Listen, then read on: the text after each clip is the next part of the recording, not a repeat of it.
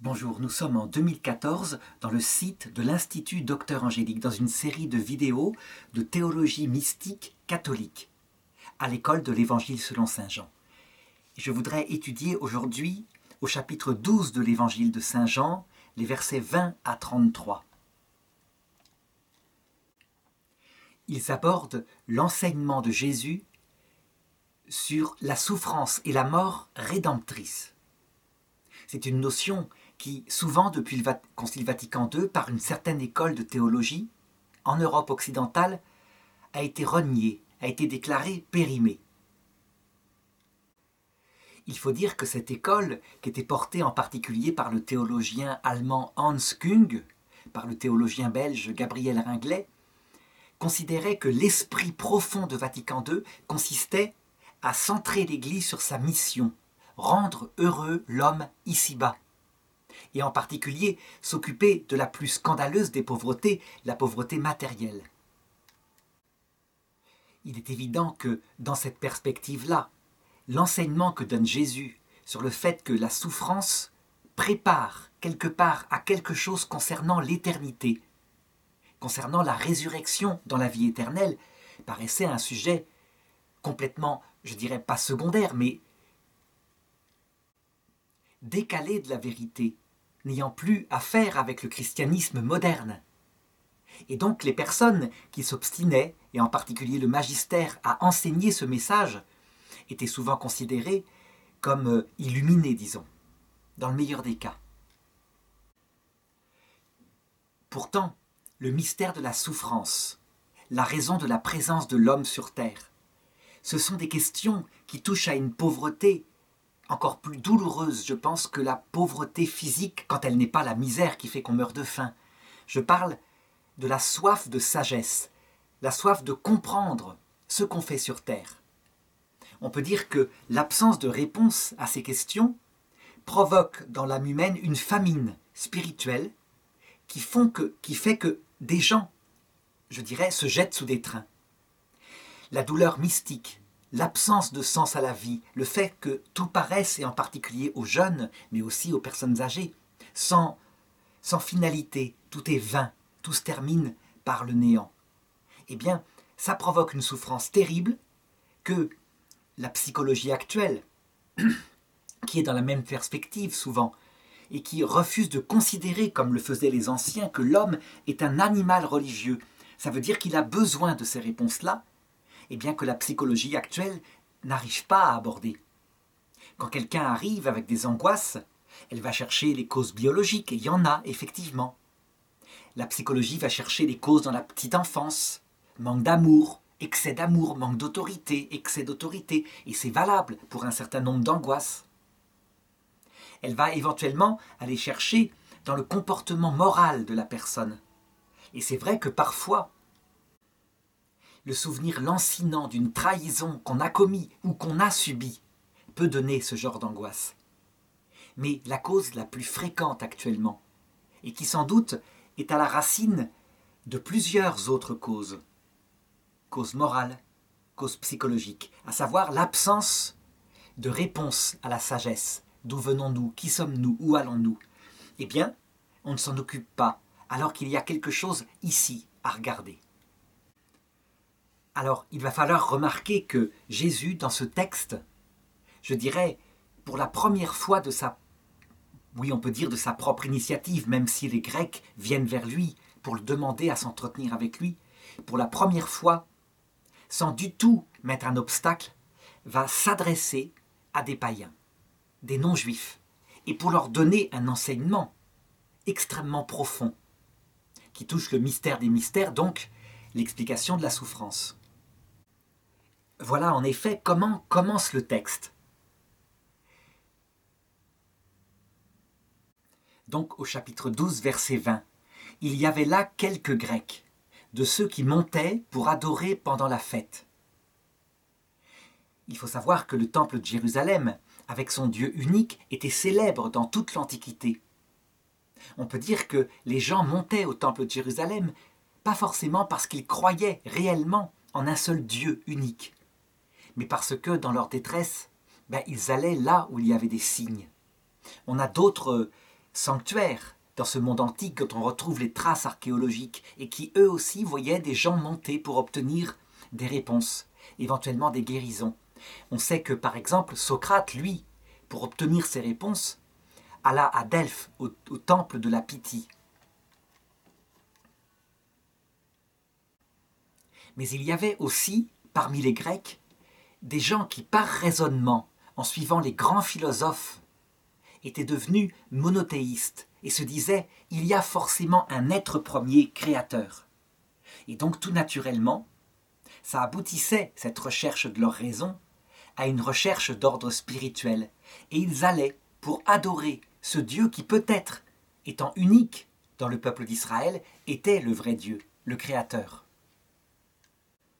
Et le texte continue. Ils s'avancèrent vers Philippe, Philippe qui porte un nom grec, ça veut dire celui qui aime les chevaux, donc c'est peut-être pour ça qu'ils sont allés vers lui en premier, qui était de Bethsaïde en Galilée, et ils lui firent cette demande. « Seigneur, nous voulons voir Jésus. » Philippe vient dire à André, André et Philippe viennent le dire à Jésus, et Jésus leur répond. Voilà ce qui se passe. Alors, première question, comment se fait-il que Jésus leur répond, alors que tout au long de son apostolat, jusqu'à maintenant, pour obtenir, quand on n'est pas juif, un signe, un miracle ou une réponse de lui, il fallait vraiment insister. Il faut se souvenir par exemple du récit qui est dans Saint Matthieu chapitre 15 verset 22. Une femme cananéenne, donc étrangère, considérée en plus par les Juifs comme, je dirais, quelqu'un d'un peu envahissant par rapport à cette terre où ils étaient originaires au départ. Et cette femme cananéenne, pour obtenir quelque chose de Jésus, sans arrêt, suivait Jésus et les apôtres en criant « Aie pitié de moi, Seigneur, fils de David, ma fille est fort malmenée par un démon. » Et elle insistait, au point que les disciples en avaient assez. Et donc ils approchèrent de Jésus et lui dirent « Fais-lui grâce !» Elle nous poursuit de ses cris. Et Jésus avait répondu « Je n'ai été envoyé qu'aux brebis perdues de la maison d'Israël. » Eh bien la femme qui était là et qui entendait cette phrase-là avait répondu « Seigneur, viens à mon secours. » Et il lui avait dit « Il ne sied pas de prendre le pain des enfants et de le jeter aux petits chiens. » Donc c'est une phrase décourageante. En traitant cette pauvre cananéenne de petit chien, on peut dire que si ça avait lieu à notre époque, en 2014, ce serait considéré comme un propos raciste. Eh bien elle, loin de s'offusquer, elle répond « Oui Seigneur. » Et justement, les petits chiens mangent les miettes qui tombent de la table de leur maître. Eh bien Jésus, devant une telle humilité, aucune revendication, aucune colère, simplement l'amour pour sa fille, eh bien il avait dit « Femme, grande est ta foi, qu'il t'advienne selon ton désir. » Et dès ce moment-là, sa fille avait été guérie. Mais ce qu'on voit en tout cas, c'est qu'au début de sa vie apostolique, Jésus a un comportement pour Israël. Et d'abord, je dirais, c'est comme cela. Il le justifiait en disant que c'était auprès des Juifs qu'il avait été envoyé. On pourrait objecter la Samaritaine, qui n'est pas vraiment une vraie Juive, à laquelle il avait parlé, mais il lui avait bien dit « Le salut vient des Juifs ». Alors, on pourrait s'étonner de voir ce changement de comportement à une semaine de sa mort. Eh bien, je pense que certains de ses disciples ont dû se dire, effectivement, il n'a même pas de cohérence, il change sa pastorale. Pourquoi est-ce que je peux dire ça? Eh bien, tout simplement parce que tout ce qu'a vécu Jésus, porté par l'Esprit Saint, et qui a une raison que je vais indiquer tout à l'heure, le même Esprit Saint le fait vivre à l'Église catholique. On revit les choses dans l'histoire de l'Église. Il y a comme un parallèle, un peu comme si l'analogie de Jésus tête, Église son corps, montrait que l'Église doit suivre le même chemin. Toujours est-il que, jusqu'au Concile Vatican II, dans ses enseignements doctrinaux, magistériels, l'Église s'adresse aux chrétiens. Parce que, à un moment donné d'ailleurs, à partir des premiers conciles, l'Empire romain est décidément chrétien. Et elle va garder cette habitude. Ce n'est qu'au Concile Vatican II que pour la première fois, l'Église s'adresse à la totalité de l'humanité et même aux autres religions, en voyant même, en manifestant dans les autres religions, les semences de vérité qui préparent au salut par le Christ. Eh bien, devant ce changement manifeste de pastoral, effectivement, certains se sont écriés « L'Église, c'est visible, prend des attitudes inverses des prédécesseurs, les papes. Et donc, c'est n'importe quoi. Donc, il n'y a pas de cohérence et Vatican II ne peut pas venir de Dieu. Nous, nous sommes fidèles à l'Église de toujours. » L'Église de toujours, ça veut dire, en fait, l'Église depuis l'édit de Milan, quand Constantin transforme l'Empire romain en un empire chrétien, jusqu'à la perte des États du Vatican. Mais saint Paul, lui, il s'adresse à tout le monde. Il s'adresse aux païens.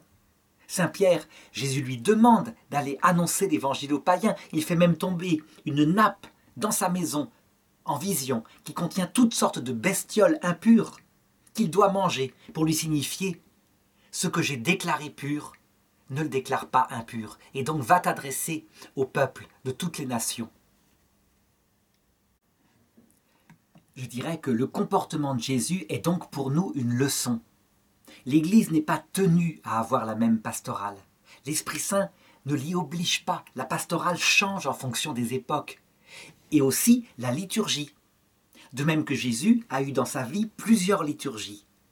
Depuis la liturgie de la gloire, qu'on voit par exemple au chapitre précédent, quand il entre à Jérusalem et qu'une foule, véritablement, lui fait accueil, met ses vêtements sous son âne, jusqu'à l'absence de liturgie, le samedi saint. Il n'a pas été embaumé. Et son embaumement a été fait par Marie de Béthanie, bien avant, dans les larmes, quelques semaines avant sa mort. Et bien de la même façon, quand certains s'offusquent en disant « l'Église change sa liturgie », par exemple la liturgie de Saint Pie V, solennelle, grandiose, et puis la liturgie de Vatican II, plus intérieure, plus centrée sur l'intimité de l'amour. Ça vient de l'Esprit Saint. Dans l'Évangile, c'est la même chose. On peut même annoncer que la dernière liturgie de l'Église, lorsqu'elle vivra son martyre à la suite du Christ, sera pitoyable extérieurement, ressemblera à celle qu'a vécue Jésus. Personne n'embaumera l'Église lorsqu'elle suivra le Christ jusque dans son martyre, comme l'indique le catéchisme de l'Église catholique au numéro 675. Alors, autre question, pourquoi Jésus s'adresse-t-il aux Grecs ? Pourquoi donne-t-il un message si profond qu'on va lire après ? Parce que la réponse qu'il donne concerne toute l'humanité. La réponse est catholique, au sens profond, universel. La souffrance que vivent les païens, les athées, les chrétiens, est symbolisée au Golgotha qui est l'image de l'humanité. On peut dire que les trois personnes crucifiées, dont 2 larrons au Golgotha, symbolisent à peu près tous les états d'âme qu'il y a sur terre. Certains qui sont centrés sur l'égoïsme et qui subissent la même souffrance, qui peuvent perdre un enfant, qui peuvent être ruinés dans leur entreprise, qui connaissent la vieillesse, la mort. Il y a le bon larron qui symbolise tous les hommes, pauvres pécheurs, qui cherchent à faire au mieux, mais qui ne savent pas ce qu'ils font sur terre, qui espèrent qu'un sauveur viendra. Et puis il y a Jésus, qui symbolise ceux qui ont la chance d'avoir reçu le message du Christ, qui savent pourquoi il y a cette souffrance. Eh bien, l'explication, elle peut être donnée à tous les hommes. Je ne sais pas ce qu'ils en feront. Tous ne le recevront pas, mais ils peuvent l'entendre, ne serait-ce que pour être aidés dans les épreuves qu'ils vivent. Parce qu'il faut reconnaître que le joug de Jésus, sa croix, est légère en comparaison du joug de ceux qui sont comme le mauvais larron ou comme le bon larron. Ça s'explique très simplement. Quand arrive un malheur et qu'on sait qu'il y a une direction, qu'on sait qu'on va quelque part, qu'il y a un but, ça rend les choses tout de suite plus légères. De même, si un bateau est perdu en pleine mer, ou qu'il tourne en rond, il y a de la tempête plutôt, mais que l'un des bateaux n'a même plus de boussole, ne sait plus où il va, c'est une angoisse terrible. Tandis que s'il sait où il va, s'il navigue dans la bonne direction, dans la tempête, eh bien, il n'y a pas cette angoisse qui pèse sur les hommes qui sont sur le bateau. C'est ça qui s'explique un petit peu, la légèreté de la souffrance avec le Christ. Donc, tous les hommes, un jour, sauront l'explication que donne le Christ.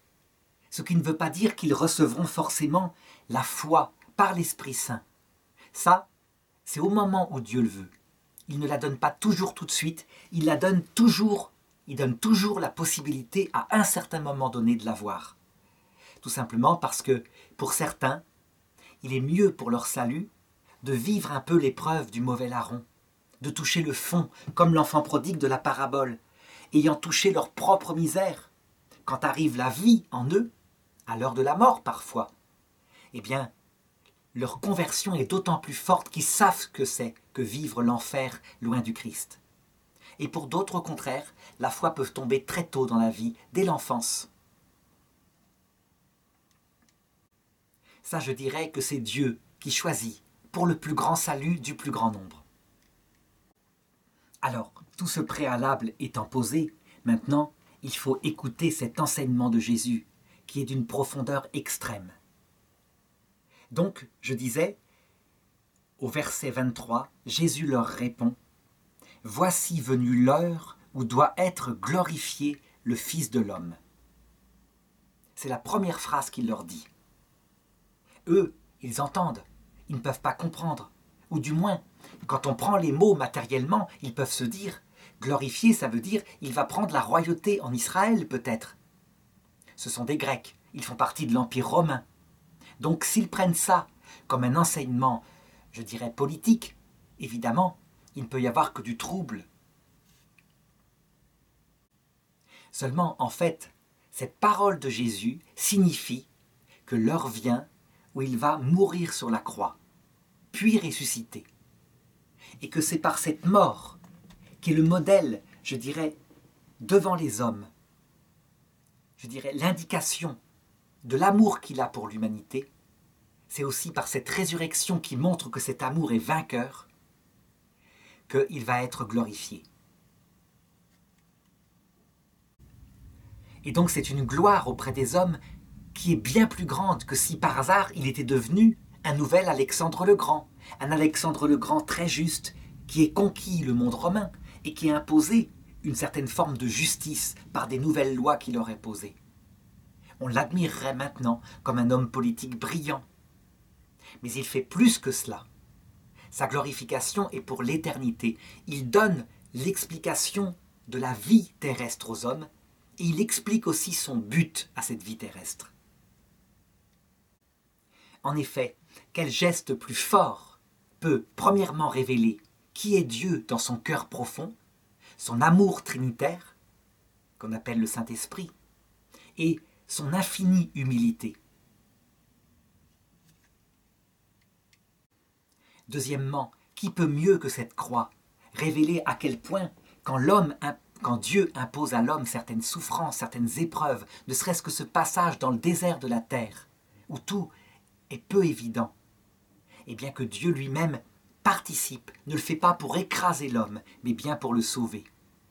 Et troisièmement, qu'est-ce qui peut mieux que la croix vécue par le Christ indiquer à l'homme que sa propre croix va le conduire à la vie éternelle. Donc aux yeux de Dieu, en ce qui concerne le salut, qui est une alliance d'amour entre Dieu et l'homme, c'est la plus grande glorification qu'on puisse attendre.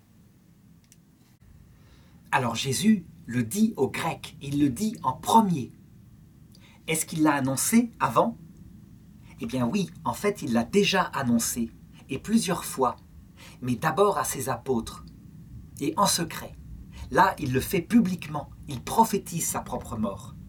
Par exemple, on voit dans Marc, chapitre 8, verset 31, que Jésus commence pour la première fois à enseigner à ses apôtres « Le Fils de l'homme doit beaucoup souffrir, être rejeté par les anciens, les grands prêtres et les scribes, être tué, et après 3 jours, ressusciter. » Cette première annonce, qui est indiquée par saint Marc au milieu à peu près de l'Évangile, eh bien, dans l'histoire de l'Église, qui ressemble à celle du Christ, on peut dire que le signe a été réalisé par le pape Jean-Paul II lorsqu'il a publié le catéchisme de l'Église catholique. Pour la première fois dans l'Église catholique, bien que ce soit présent dans l'Écriture de manière cachée, l'Église a commencé très discrètement à annoncer qu'elle devrait souffrir, être mise à mort par des scribes, des pharisiens, lors d'une épreuve finale avec un antichrist, lorsque se révélerait sur terre le mystère de l'iniquité. Ça veut dire présenter à l'humanité le motif de la révolte de Lucifer, comme une nouvelle religion. Et que, 3 jours plus tard, 3 jours symboliques, elle ressusciterait.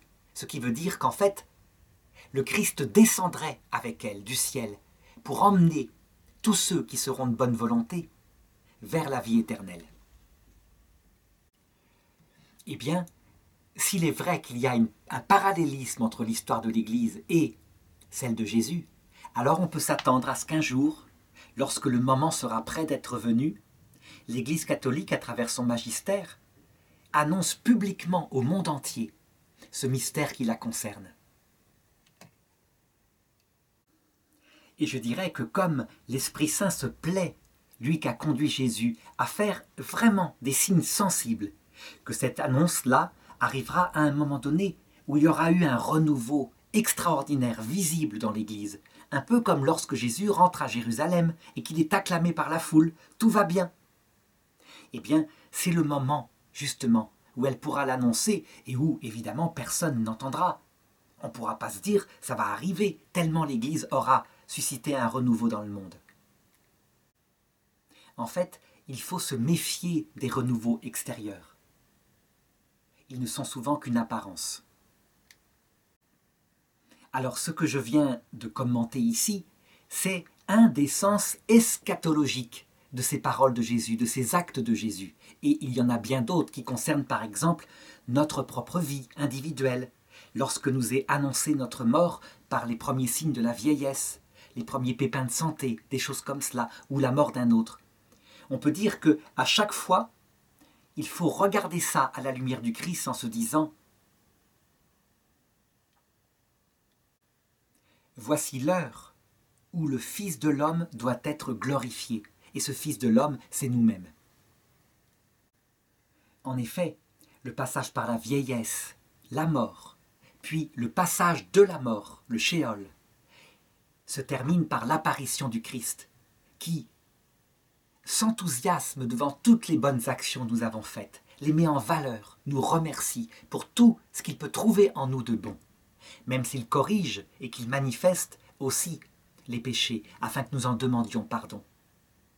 On peut dire que ce passage par la mort va provoquer notre glorification. Il reste à savoir pourquoi.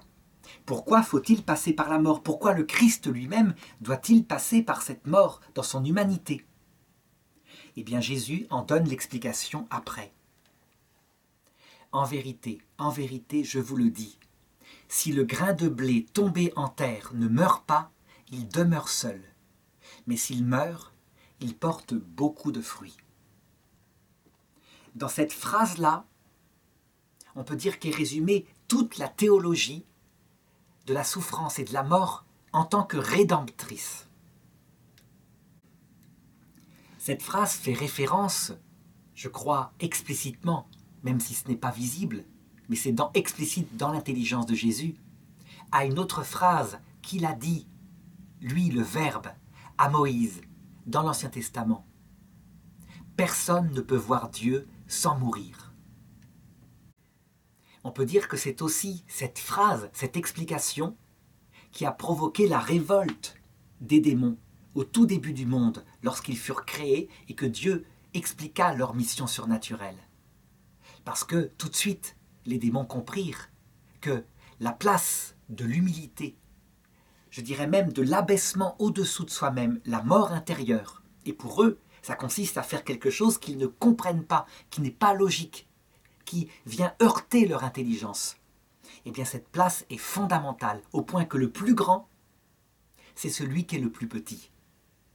Ils se révolteront en comprenant que, en particulier, des hommes et surtout des femmes, qu'ils devront aider comme anges gardiens, seront plus grands qu'eux dans l'éternité parce que plus petits, plus humbles qu'eux. Et donc leur orgueil n'acceptera pas. On peut dire que cette phrase, cette révélation, elle est une partie de l'évangile de toujours, cette nécessité de mourir. Elle n'est pas tout l'évangile. La phrase suivante donne l'autre partie, mais elle est, je dirais, l'une des deux révélations essentielles du Christ, symbolisée d'ailleurs à la croix par l'eau qui signifie cette humilité totale, cette chose qui est source de vie et qu'on ne fait pas même, on fait même pas attention tellement il y en a parfois, en tout cas dans nos pays. Et d'autre part, le sang qui est sorti du cœur du Christ et qui signifie l'amour. Mais ça sera le verset suivant. Donc d'abord, pourquoi faut-il mourir à soi-même? Et c'est symbolisé par la mort de ce grain de blé. La raison, elle vient de l'essence même de la Trinité. Et on peut sans cesse la rappeler, tellement elle est la clé de toute la vie humaine, de tout l'évangile, de toute la compréhension de la théologie. Dieu, dans sa vie trinitaire, est le but de toute la création des êtres spirituels. Les anges, les hommes, d'autres créatures, s'il y en a, sont faits pour voir Dieu, face à face. Donc le cœur de l'homme n'est pas créé comme une table rase, fait pour telle chose ou telle autre à équivalence. Non, il trouve son bonheur dans la vision de Dieu. Et c'est inscrit dans sa chair au point que, dès que le vrai message, le vrai évangile du vrai Dieu est enseigné, le cœur de l'homme est attiré. Il peut volontairement refuser, mais son cœur est fait pour cela. Le problème, c'est que ce Dieu, il n'est pas n'importe qui, il a une personnalité particulière qui est décrite par sa vie trinitaire que Jésus est venu révéler. Dieu, son éternité consiste à se contempler lui-même. Il se contemple parfaitement et donc face à lui, son verbe, son concept, la connaissance qu'il a de lui-même est devant lui. Et comme elle est exactement identique à lui, elle est une personne. Pour faire comprendre que ce verbe est une personne, Jésus l'appelle le Fils. Et Dieu, le Père. Les termes théologiques, ça devrait être Yahvé, l'Éternel, et puis le Verbe, celui qui est sa propre connaissance. Mais en fait, c'est un jaillissement de vie. C'est pas qu'un concept. Ce concept est une personne parce qu'il est identique au Père. Et donc, immédiatement, ces deux personnes qui forment un seul Dieu, Dieu et sa propre connaissance, s'aiment infiniment. Leur amour infini jaillit réciproquement, donc du Père et du Fils. Et cet amour, comme il est infini, il a obligatoirement, il n'y a que ça qui est infini, la nature même de Dieu. Son nom théologique, c'est l'amour, mais son nom, pour nous, qui est connu, c'est le Saint-Esprit. Et donc, on peut dire que notre âme est faite pour voir face à face, avec notre intelligence, pour aimer avec notre volonté, ce jaillissement qui correspond totalement à notre cœur. On ne peut même pas imaginer d'abord la puissance qu'on peut attribuer au Père. Et on est fait pour la puissance, on ne veut jamais mourir. Si on pouvait tout faire, voler dans les airs, n'avoir aucune limite, eh bien ça nous est donné par la vision béatifique. Mais ça, ce n'est pas le secret. Je dirais, c'est quelque chose de surplus. Ce qu'on souhaite avoir aussi, c'est la connaissance plénière de tout. Connaître la cause des causes. Et tout ce que cette cause des causes connaît. Ce qu'elle aurait pu créer, ce qu'elle n'a pas créé, la raison de toute chose. Ça, c'est donné par la vision du Verbe. Alors quand je dis que le Père donne la puissance, le Verbe donne l'intelligence, je ne veux pas dire par là que le Père n'a pas d'intelligence. Non, c'est une façon de parler pour bien comprendre cette harmonie avec notre âme qui est à l'image de Dieu, faite pour Dieu. Et enfin, le sommet, le secret de tout, qui procède du Père et du Fils.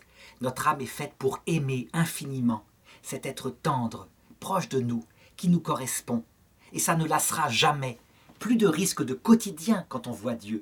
Cet amour est toujours nouveau. Chaque jour jeune, chaque seconde jeune, au point qu'il n'y a plus de désir, tellement ils sont comblés. Le problème maintenant, c'est que dans cette Trinité, ces trois personnes, cette petitesse, lié au cœur, eh bien, il y a un secret. Un secret qui est révélé par Jésus à travers le fait qu'il choisit de mourir sur la croix, de s'abaisser pour le révéler. Ce secret, c'est que le Père n'est que dépendance au Fils. Un Père n'existe pas, si ce n'est parce qu'il a un Fils, et le Fils n'est que, dans son être même, pure dépendance au Père. Saint Thomas dit des relations subsistantes, des personnes qui ne sont que relations. Et leur être même, qui est le Saint-Esprit, consiste à dire à l'autre « Tu es plus grand que moi parce que je ne suis que par toi ». Et le Père dit au Fils réciproquement « Je ne suis que par toi, je ne suis Père comme Père que parce que j'ai un Fils, toi ». C'est infini, c'est pas une parole prononcée comme ça, c'est l'être même de la Trinité. Si bien que lorsqu'arrive un homme, avec ses petites qualités données par Dieu, et merveilleuses, authentiques, et qu'il est fier de ses petites qualités, lorsqu'il voit cet être tout-puissant, porteur de toutes les merveilles, qui se fait plus petit, qui s'abaisse au-dessous de lui-même, et je dirais même au-dessous de nous-mêmes, nous mettant en valeur plus grand que lui, on ne supporte pas. On ne peut pas. C'est comme si, je dirais, oui, des perles, Dieu, étaient données à des cochons, nous-mêmes. Pour pouvoir supporter la vision béatifique, il ne s'agit pas d'être parfait, d'avoir acquis des tas de vertus et d'arriver en disant « Regarde comme j'ai bien lutté pour toi », même si le Seigneur apprécie cela. Ce sont des qualités bien plus profondes. Et en particulier, le fait d'être tout humble, sans illusion sur soi, sur sa dignité par rapport à la vision de Dieu. Sinon, on ne supporte pas. On fuirait. Et donc, personne ne peut voir Dieu sans mourir, parce que sinon, il est en décalage. Ça ne va pas du tout. Au contraire, si quelqu'un se considère comme rien, comme néant, ne pense qu'à Dieu, alors ça ne compte pas qu'il soit faible, limité. Dieu seul compte, et alors il peut supporter la vision béatifique. Voilà pourquoi nul ne peut voir Dieu sans mourir, d'une façon ou d'une autre. Pour les anges, qui n'ont pas de corps, il leur est demandé qu'une mort intellectuelle, obéir. C'est la mort intellectuelle, l'obéissance, pour un adulte debout. Pour Adam et Ève, qui au départ ne doivent pas souffrir, Dieu demande la même chose, obéir, une petite obéissance. Ils sont libres de tout, mais cette petite obéissance. Accepter comme bien ce que Dieu appelle le bien, donc l'amour entre eux, Adam et Ève, etc. Eh bien, ils choisissent d'être adultes. Et cette obéissance-là, ils la rejettent parce que l'adulte choisit le bien et le mal. Et ils estiment ça plus grand que tout sous l'influence du démon. Et bien maintenant, suite au péché d'Adam et Ève, tous leurs enfants naissent séparés de Dieu. Et Dieu a obéi, il accepte. Sauf qu'il ne renonce pas, évidemment. Il sait faire tourner pour le bien de ses enfants chéris ce péché d'Adam et Ève. La mort à soi-même maintenant, elle peut passer par la vraie mort, biologique, l'arrachement d'une partie de son être, l'errance dans un désert qui n'a pas de sens, l'expérience de l'angoisse. Et c'est beaucoup plus fort comme expérience de son propre néant que la simple obéissance.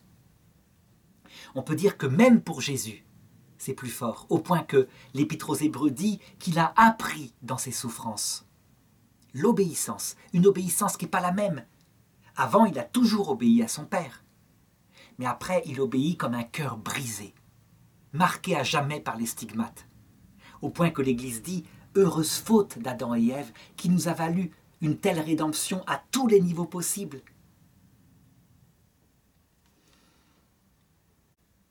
On pourrait comparer cette petitesse, cette kénose, le terme exact, s'abaisser au-dessous de soi-même, mourir, s'anéantir, s'appelle kénose, à un creux dans lequel Dieu va venir nicher. Plus la kénose est grande, plus le creux est grand et plus Dieu peut se donner. Et on pourrait appeler la deuxième qualité qui fait l'autre révélation de l'Évangile, à savoir l'amour, la charité. On pourrait la comparer à une source jaillissante qui jaillit de ce creux en vie éternelle. C'est pourquoi Jésus, pour comparer, dit « C'est comme le grain de blé.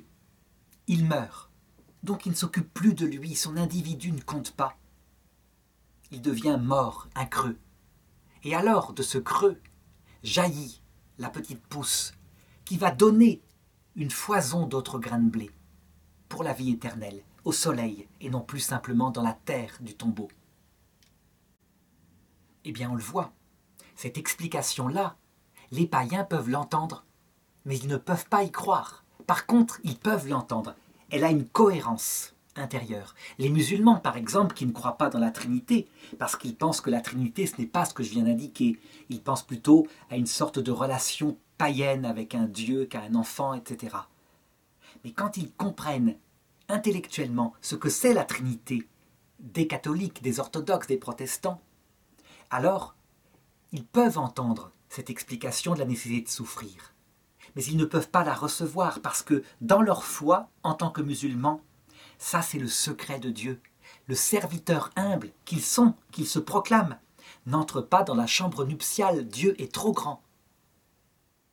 Eh bien, au moment où il le veut, s'ils se comportent en bons serviteurs, il leur proposera d'entrer dans la chambre nuptiale. Il le dit d'ailleurs explicitement, Jésus. Il parle d'un mariage où quelqu'un se met au fond et le maître du mariage le fait avancer devant parce qu'il s'est fait tout humble. Le chemin des musulmans, leur propre kénose, elle passe par accepter la même croix qui frappe les chrétiens, qui frappe les athées, sans en avoir l'explication encore. Ils font confiance, comme Job, dans sa souffrance. Ils ressemblent au bon larron. Ils n'ont pas encore la lumière, mais quel mérite! Le fait de croire alors qu'ils n'ont pas l'explication. Le chrétien, normalement, et ils sont très rares ceux qui le vivent, a l'explication, comme l'ami de l'époux. Et ça rend les choses évidemment beaucoup plus faciles. Ça explique aussi pourquoi les chrétiens ont un devoir d'annoncer la bonne nouvelle. Et ce n'est pas à eux d'y faire croire les autres. La parole elle-même fait son propre chemin. Au verset suivant, donc, le verset 25, Jésus donne l'autre aspect qui explique la souffrance. Qui aime sa vie la perd. Qui hait sa vie en ce monde la conservera en vie éternelle. Alors, première petite remarque, qui hait sa vie, c'est un hébraïsme, même si le texte est écrit en grec. Ça veut dire en fait, qui ne met pas sa vie au juste endroit. Un moyen, un simple moyen. La finalité qui doit être aimée étant Dieu et le prochain avant ce moyen de sa propre vie, ce moyen absolument nécessaire. Par contre, si quelqu'un fait de sa propre vie, de son propre bonheur, sa finalité première, alors obligatoirement il perd tout, parce qu'il fait de Dieu et du prochain des moyens au service de son propre bonheur, de son égoïsme. Il perd tout. C'est un peu la critique qu'on peut faire par exemple au Nouvel Âge. Le Nouvel Âge a comme but avoué l'équilibre psychique de chacun. Produire des ondes alpha, des ondes de contemplation, de bien-être. Eh bien, Jésus-Christ ou l'absence de Jésus-Christ, l'ouverture aux autres ou l'ermitage, tout ça, ce ne sont que des moyens, le but étant se trouver soi-même. C'est donc l'inverse du message de Jésus. Mais on peut découvrir ça par une simple analogie avec l'amour humain. Quand des jeunes couples, des jeunes gens se rencontrent, très souvent, on constate que le garçon, s'il suit son instinct, il a envie de toucher. Et la jeune fille, elle se croit plus généreuse et elle dira souvent « Oui, ils ne pensent qu'à ça, ils sont égoïstes. » Si elle se regarde bien, elle verra que elle, ce qui la comble, c'est une autre forme d'égoïsme au début, et c'est normal, c'est naturel. Son égoïsme, c'est éprouver des sentiments qui comblent son cœur, ce plaisir sentimental qui fait d'ailleurs chez elle qu'apparaît le désir sexuel. Eh bien, elle se cherche. La preuve, c'est que si l'autre ne peut pas combler ce désir sentimental, souvent elle le largue, elle ne l'aime plus, parce qu'il ne correspond plus à son bonheur. Donc il faut bien être lucide. Nous partons de cela, nous nous cherchons nous-mêmes. Ensuite, s'il y a mariage, et si le mariage veut rester fidèle, à un moment donné ou à un autre, il va bien falloir que le garçon et la jeune fille fassent attention non pas au fait que le quotidien est en train de nuire au plaisir physique et psychique, mais qu'ils fassent attention que c'est l'autre en premier qu'ils ont choisi. Et que donc, ils doivent se bagarrer au-delà de ces moments difficiles qu'on appelle la nuit des sensations, pour rester fidèles. Ils doivent donc s'oublier eux-mêmes. Et qui s'oublie, Jésus emploie le mot qui se hait soi-même, mais en fait s'oublier, oublier son propre plaisir pour le bonheur de l'autre, si c'est fait par les deux, alors ça jaillit en vie éternelle. Leur couple est fondé pour la vie. Et il y aura d'autres épreuves, d'autres oublis de soi-même à faire, évidemment. Eh bien, c'est le deuxième secret de l'Évangile. La kénose n'est que la disposition. Ce qui fait l'arbre du salut, c'est d'aimer Dieu comme son ami et d'aimer son prochain parce que Dieu l'aime de tout son cœur. Résultat, cet amour doit grandir lui aussi. Il doit aboutir à ce qu'on s'oublie soi-même, qu'on oublie l'apport que donne Jésus par sa présence en plaisir mystique et aussi du côté utilitaire, par le fait qu'on a une stabilité quand on croit en lui. Donc, sa vie humaine est mieux réussie, pour n'aimer que lui.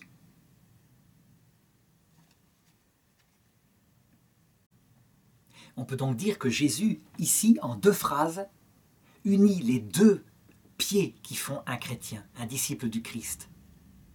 L'humilité, ou plutôt l'abaissement de soi, que Dieu fera, et qu'on doit tenter de faire nous-mêmes, ne serait-ce qu'en ayant un esprit repentant, en regardant de temps en temps ses propres péchés. Et l'amour, qui nous fait nous diriger vers Dieu et vers le prochain. Les 2 ensemble sont les 2 pieds d'un chrétien. Qu'il en manque un et ça ne va pas.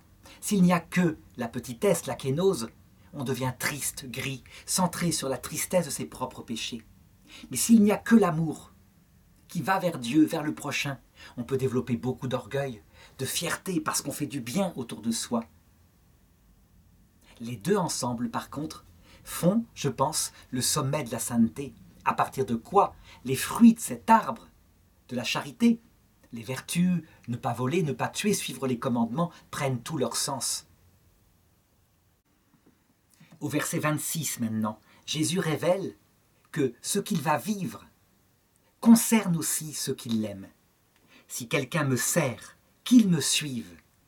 Jésus dit à un autre endroit dans l'Évangile qu'il se charge de sa croix, qu'il prenne mon joug sur lui, parce que mon joug est léger. Donc, ça nous concerne.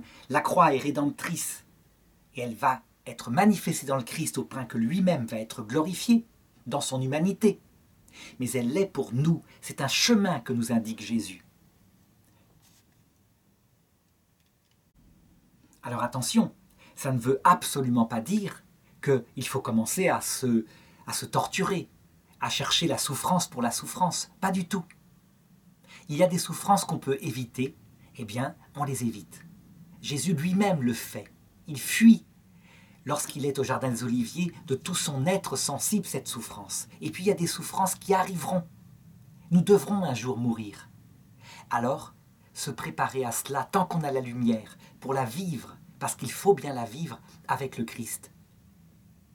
Le pape Jean-Paul II a donné un exemple de ce qui est possible de faire. Il a pris des soins palliatifs, des médicaments. Il y a une seule chose qu'il invite à ne pas faire, c'est se suicider, s'euthanasier. Chez Hans Küng, au contraire, qui a la même maladie que le pape Jean-Paul II, comme sa finalité était d'abord la vie terrestre, il vient de demander publiquement à être euthanasié. Ce sont donc 2 logiques différentes en fonction de la lecture qu'ils font de l'Évangile. Et il est évident que la vraie lecture évangélique, c'est celle du pape Jean-Paul II, qui à la fin tout de même arrête tout soin et laisse la mort naturelle venir. Il s'est chargé de la croix jusqu'au bout, il a fait sa mission, il en a fait un apostolat, y compris pour les malades. C'est pourquoi Jésus ajoute « Là où je suis, là sera mon serviteur ». Le pape Jean-Paul II a vécu sa croix avec le Christ. Il était avec le Christ. Donc il représentait sur terre la croix du Christ, celle qui comprend le but de tout cela. et qu'il a donné au monde entier, aussi bien pour le bon larron, afin qu'il sache qu'il y a un but à tout cela. Donc ça symbolise tous ceux qui ne sont pas chrétiens, mais aussi au mauvais larron, afin qu'il sache que les épreuves qui tombent sont en vue de le délivrer de son orgueil. Et donc il faut espérer que les grands pécheurs endurcis de ce monde ont quelquefois, dans leur solitude, compris ce message de Jean-Paul II. Au verset 27, Jésus confirme un petit peu cet apostolat ultime de Jean-Paul II lui-même, quand il dit « Maintenant mon âme est troublée. Et que dire, Père, sauve-moi de cette heure. Mais c'est pour cela que je suis venu à cette heure. » Ça veut dire qu'il est comme nous. Il indique en lui cette double orientation de son être. Son humanité sensible, son corps ne veut pas mourir. C'est son orientation naturelle, elle ne peut pas être changée. Mais son intelligence, qui comprend, lui, en plus, c'est l'intelligence humaine du Verbe éternel fait chair. Mais elle fonctionne dans son rapport à sa propre divinité dans un acte de liberté. Ça veut dire que c'est une vraie intelligence humaine. Eh bien, son intelligence humaine qui sait parfaitement quelle est sa mission. Elle veut accepter la volonté du Père. Eh bien, pour ceux qui comprennent le message du Christ, l'ambivalence est là. Et aucune ne doit être niée.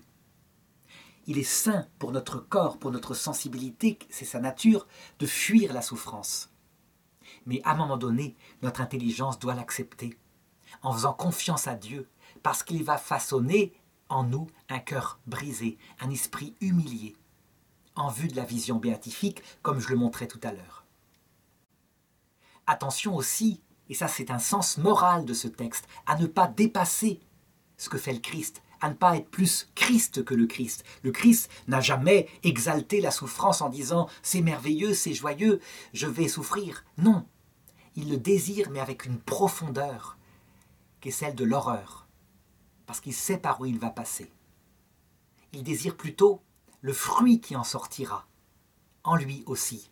Il ne sera plus le même après sa croix. Et bien de la même façon, lorsqu'un saint, ayant mal compris ce message de Jésus, se provoque des tortures excessives, comme par exemple Sainte Marguerite Marie à la Coque, la voyante du Sacré-Cœur, à Paray-le-Maudial, eh bien le Christ la reprend en lui disant « Ceci, tu ne le fais pas. Ça ne sert à rien d'abord, parce que tu ne provoqueras en toi que de la fierté cachée, donc de l'orgueil, certainement pas de l'humilité. » Et donc c'est pourquoi, au verset 28, Jésus, parce que son intelligence spirituelle, sa présence à sa propre divinité et à celle du Père est première, il dit « Père, glorifie ton nom ». Ça veut dire qu'il met en premier la volonté du Père, et non pas la volonté de sa sensibilité. Eh bien, je pense que cette prière-là, quand on va bien, je dirais cela, et lorsqu'on a bien réfléchi au sens de cette souffrance, on peut la poser très humblement, sans joie excessive, comme le Christ. On peut dire que la preuve que cette attitude qui est au juste milieu, donc qui n'est pas un dolorisme, une exaltation de la souffrance pour la souffrance, ni un désir excessif qu'elle vienne, eh bien, elle est bénie de Dieu. Elle est profondément humaine, parce qu'elle est surnaturelle, au point que du ciel, pour justifier Jésus, vint alors une voix qui dit « Je l'ai glorifié, et de nouveau, je le glorifierai. » Ça, c'est la parole du Père. Alors, je l'ai glorifié, on voit bien que le Père fait référence à la première fois où publiquement il a parlé pour son Fils, lors du baptême de Jésus. « Celui-ci est mon Fils bien-aimé. En lui j'ai mis tout mon amour, écoutez-le. » Les gens avaient entendu cette voix. Mais, plus profondément, au-delà du signe extérieur, la glorification de Jésus, elle montre deux étapes de sa formation, je dirais de son perfectionnement. Il y a une première étape qui, dans son humanité, vient de son obéissance parfaite, absolue.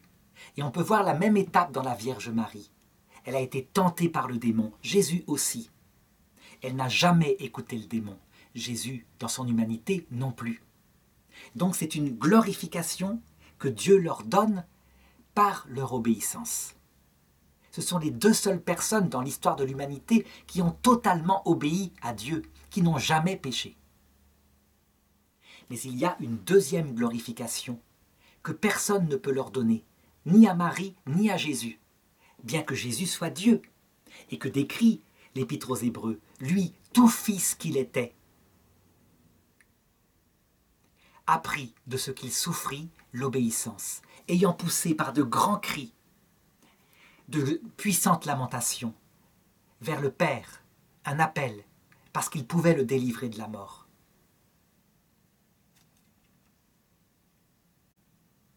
Eh bien, ajoute l'Épître, il a été exaucé et il a été rendu parfait. Quelle est cette nouvelle perfection que le Christ a acquis par sa souffrance? Eh bien, c'est celle que peut comprendre toute personne qui a souffert à un moment donné dans sa vie une vraie et douloureuse crainte. Par exemple, des pauvres en argent qui ont peur pour leurs enfants parce que peut-être qu'ils ne vont pas avoir à manger, qui sont dévorés par la peur de ne pas pouvoir assumer le bien-être de leur famille. C'est quelque chose qui peut ronger des hommes sur cette terre. D'autres ont connu le désespoir, donc l'envie de mourir parce que la vie n'a pas de sens. Ceux qui sont passés par là, lorsqu'ils en sortent, qu'ils rencontrent quelqu'un qui, par exemple, mendie, ne peuvent plus condamner. Ils comprennent la misère des autres parce qu'ils ont connu leur propre misère. On peut dire qu'il y a une compréhension par sa méditation, c'est la première gloire qu'a Jésus, et il y a une compréhension par le passage par la croix. Ce n'est pas la même chose. Ça ne peut être donné que par l'expérience de cette souffrance.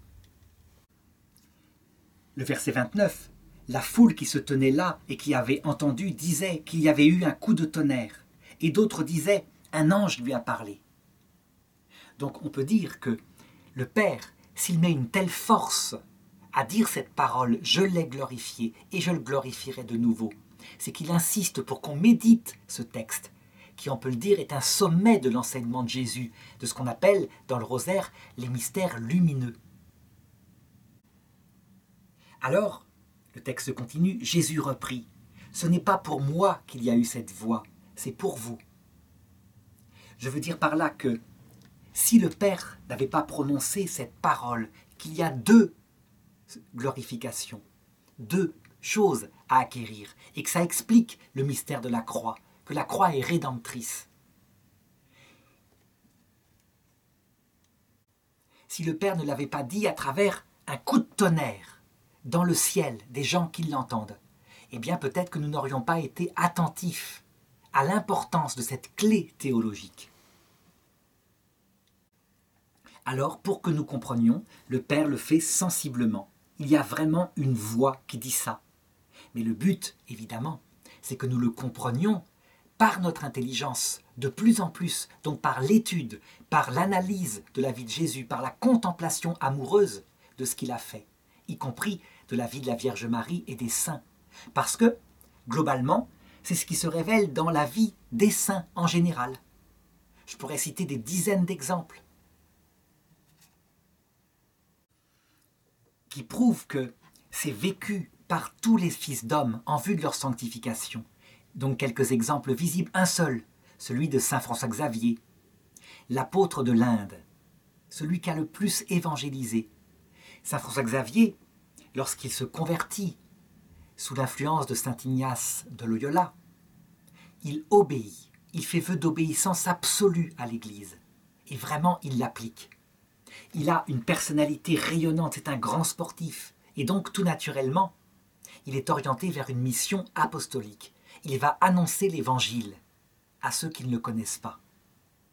Ça, on peut dire, c'est la première glorification de saint François Xavier, patron des missions. Mais on oublie comment il est mort. Il voulait aller au Japon. Il avait payé sa place sur un bateau. Il attendait sur une plage.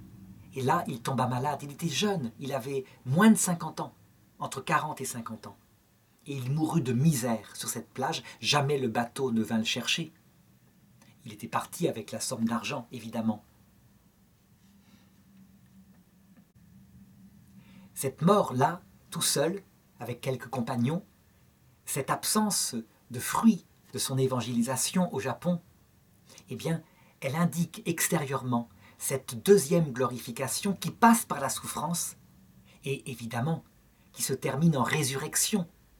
Juste après sa mort, il voit le Christ qui le félicite et qui lui annonce comment l'évangile sera annoncé aux Japonais.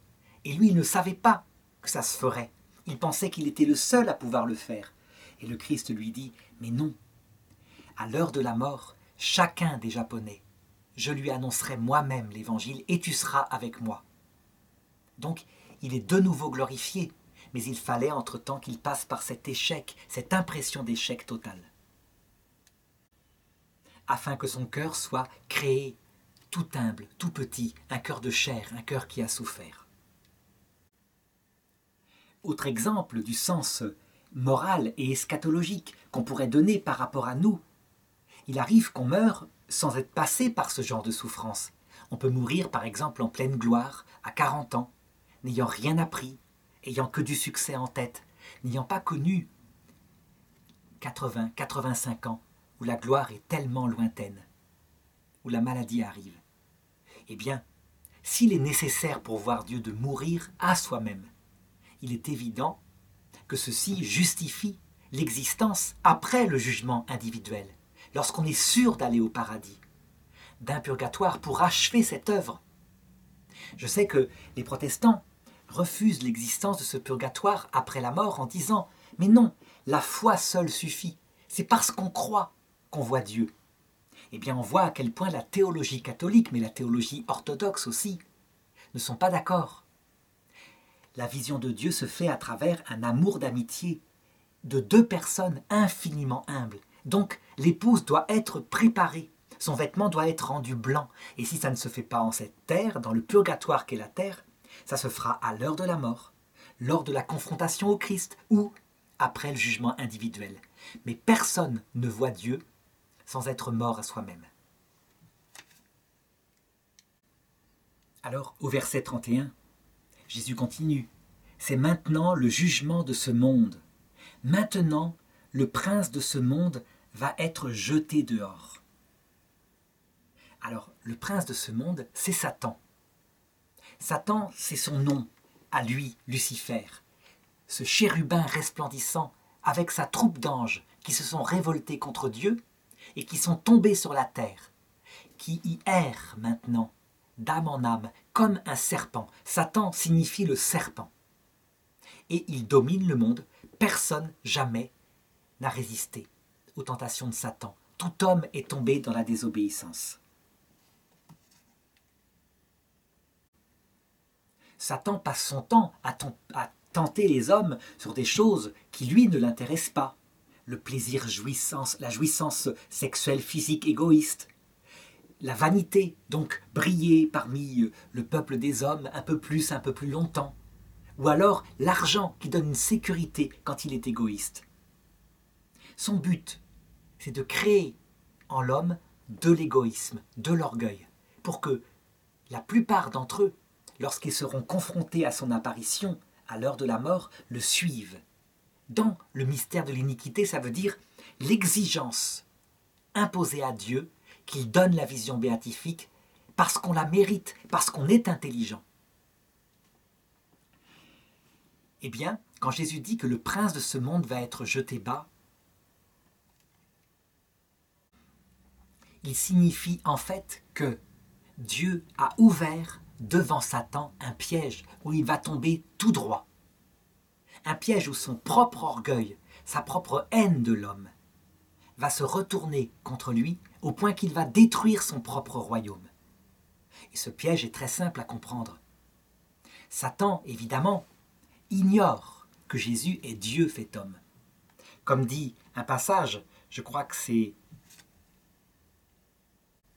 en Saint Matthieu, chapitre 13, verset 9.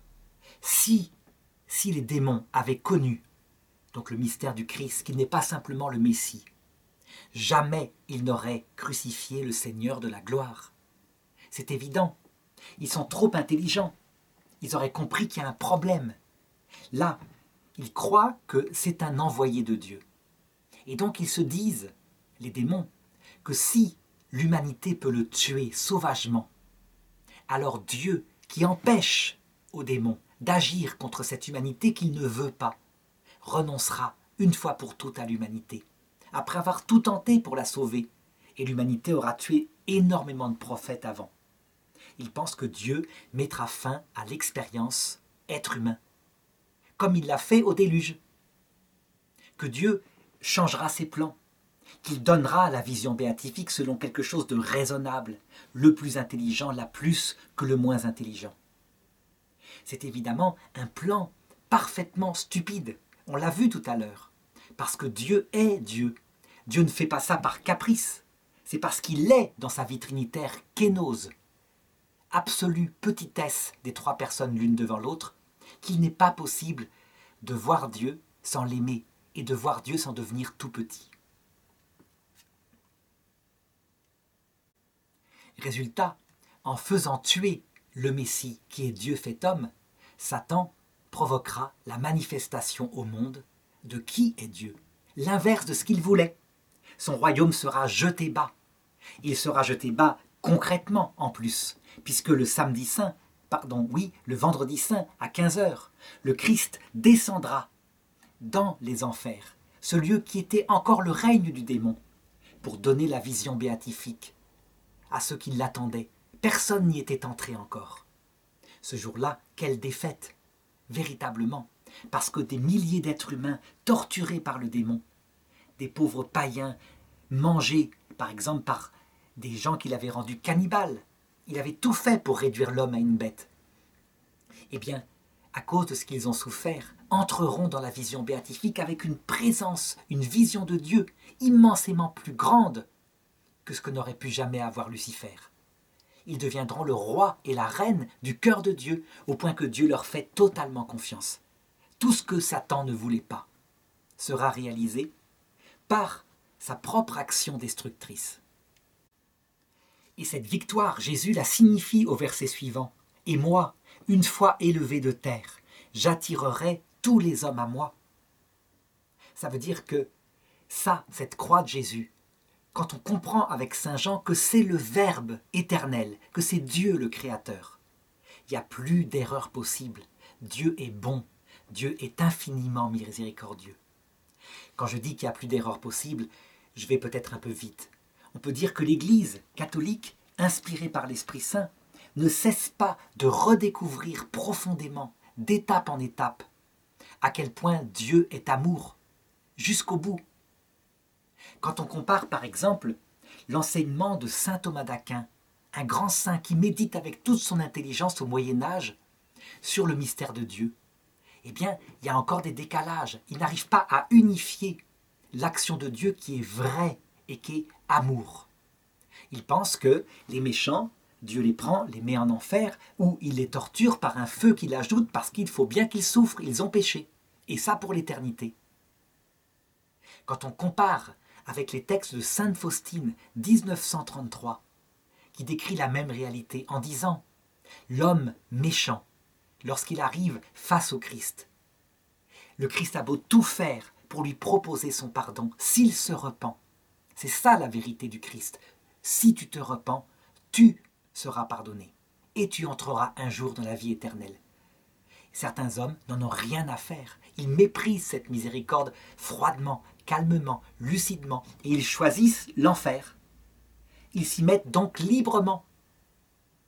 Et le feu de l'enfer n'est absolument pas surajouté par Dieu, dit sainte Faustine. Il est la conséquence dans leur âme faite pour voir Dieu, de l'absence de Dieu et de leur haine, parce qu'ils sont toute la journée à méditer la vengeance. Donc il y a un progrès, et saint Thomas d'Aquin lui-même le reconnaissait, puisque juste avant sa mort, lorsqu'il eut une apparition du Christ glorieux, il voulut brûler toute son œuvre, ce qui était exagéré. Heureusement, le bienheureux frère Réginald, son secrétaire, l'en empêcha, et Dieu le rassura en disant « Tu as bien écrit de moi ». Ça veut dire « Tout ce que tu as écrit, pour le moment, c'est ce que l'Esprit Saint a fait découvrir. Et puis, les choses s'approfondira. » dans l'Église, même si tout est présent dans l'Écriture, mais caché, de telle façon que seul l'Esprit Saint peut le remanifester. Alors le texte se termine par le verset 33, où saint Jean conclut en disant « Jésus signifiait par là de quel genre de mort il allait mourir. » Et là, il faut se souvenir qu'il utilise exactement les mêmes mots dans son évangile au chapitre 21, verset 19. Quand Jésus dit à Pierre « Suis-moi », eh bien Jean commente en disant « Il signifiait en parlant ainsi par quel genre de mort Pierre devait glorifier Dieu. » On voit bien, c'est présent dans l'évangile, ce que je disais tout à l'heure. La mission du Christ, la mission de l'Église, la mission de chaque homme, le passage par cette mort qui aboutit, si la personne se convertit, si elle se repent de ses péchés face au Christ, à la glorification de la vie éternelle, eh bien ça concerne toute réalité spirituelle qui passe sur terre. Ça concerne aussi la personne individuelle de Pierre, Simon, que Jésus a élevé au grade de premier des apôtres, qui a, pendant toute sa jeunesse, la jeunesse de son apostolat, fait des miracles fantastiques au point que les gens au bord de la route étaient posés, les malades, pour que son ombre les touche. Et les malades étaient guéris. Ça, Pierre, il a vécu la joie de l'évangile tout nouveau. Mais pour être sauvé, il fallait bien qu'il passe, lui aussi, par toutes sortes de morts, dont la mort intérieure. On sait qu'il est mort crucifié, qu'il a demandé humblement à être crucifié la tête en bas. Mais on ne sait pas pourquoi. On oublie que c'est parce que, juste avant sa mort, lui qui était l'évêque de Rome, essaya de sauver sa vie, piteusement, en se déguisant en mendiant, alors que Néron, l'empereur romain, faisait massacrer les chrétiens dans un amphithéâtre. Il essaya de sauver sa vie, lui qui était âgé sans doute de 60 ans. Jusque-là, une humiliation qui le manifestait à lui-même, qu'il était un pauvre pécheur. Mépriser Saint Pierre? Pas du tout. C'est Jésus qui permit une telle faiblesse, parce que par elle, il façonna en Saint Pierre un cœur définitivement humble, petit, kénose. Je ne suis pas digne du Christ, d'où sa volonté d'être crucifié la tête en bas. Et c'est le regard du Christ qu'il croisa alors qu'il sortait de Rome déguisé en mendiant, qui lui fit comprendre qu'il devait retourner et ne pas abandonner son troupeau, mais mourir avec son troupeau, comme le Christ l'avait fait. Autre sens, cette fois eschatologique, ce texte signifie par quel genre de mort l'Église devra glorifier Dieu. Et ça, je l'ai légèrement évoqué tout à l'heure. C'est une mort où le monde se moquera. C'est une mort qui ressemble à celle du Christ. Et on sait déjà que des voix s'élèveront, peut-être même de frères chrétiens qui diront « c'est la preuve que l'Église ne venait pas de Dieu ». Quelle erreur de jugement! Si l'Église, portée par l'Esprit Saint, avec les siècles qui passent, devient de plus en plus humble dans ses serviteurs, se sépare de l'orgueil qu'elle a eu à ses débuts, lorsqu'elle a dominé l'Empire romain, et c'est compréhensible, ce ne sont que des hommes, nos frères, nos ancêtres. Si l'Église, à travers ses saints, devient de plus en plus humble, elle imitera le Christ, et son martyre final provoquera le retour du Christ. Exactement de la même façon que la mort de Jésus-Christ a provoqué le salut du monde.